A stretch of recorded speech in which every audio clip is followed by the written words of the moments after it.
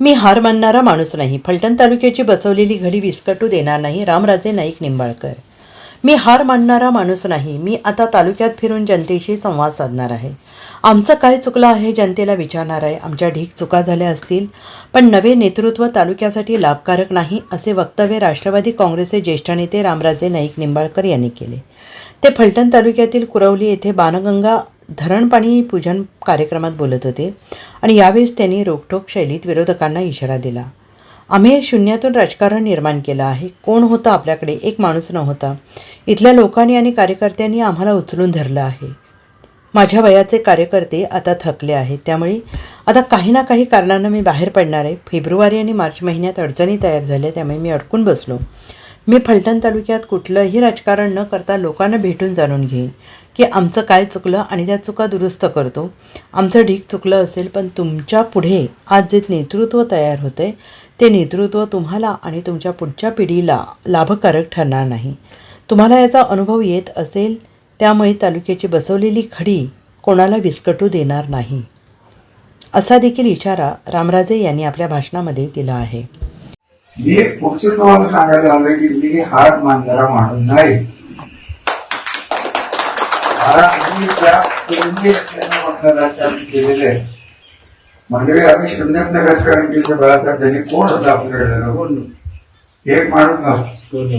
Shriram सोजारीची election पहिली election, तर तिथनं आपण इतकं पोचले. लोकांनी आपल्याला उचलून धरले, कार्यकर्त्यांनी आपल्याला उचलून धरले. एकत्र राहिलं. आता कार्यकर्त्याला आमच्या वयाचे कार्यकर्ते साधारणतः थकलेले आहेत, त्यामुळे मीच बाहेर पडणार आहे आता. पण काही ना काही कारणाने फेब्रुवारी आणि मार्च या दोन्ही महिन्यात, एप्रिलमध्ये अशा काही अडचणी तयार झाल्या की मी त्याच्यातच अडकून बसलो. आणि मी अशाच बैठका सगळ्या फलटण तालुक्यात कुठलंही राजकारण न बोलता लोकांना एकत्र करून शक्यतो त्यांच्याकडनं लिहून वाजवून की तुमचं आमचं काय चुकलं एवढं आम्हाला सांगा, आम्ही दुरुस्त करू. त्याही पेक्षा सगळ्यात महत्वाचं आमचं ढीक चुकलं असेल, तर तुमच्या पुढे जे नेतृत्व आज तयार होत आहे ती नेतृत्व तुम्हाला तुमच्या पुढच्या पिढीला लाभकारक ठरणार नाही. त्याची कारण काय आज बोलण्याचं आपल्याला कारण नाही. तुम्हाला अनुभव येत आहे. काही लोक आमच्यातनं सोडून गेले. इथं आमच्याकडे 5 मिनिटात आत येणारी माणसं 3-3 तास तिथं झाडू पाहतात. ही परिस्थिती आहे. काय झालं की सगळ्यात सोप्या रीतीने सगळं होत गेलं की त्याची किंमत राहत नाही हे आम्हाला कळायला. मला नाही म्हणलं तरी त्यांनी उशीरच आहे. राजकीय किंमत मागण्यासाठी मी हे काम केलेलं नाही. माझ्या पिढ्यान माझ्या संस्काराचे घडलेले आहेत. ती संधी मिळाली तर जनतेला की मतदार हा शब्द माझ्या तोंडात कमी असतो एवढं असेल.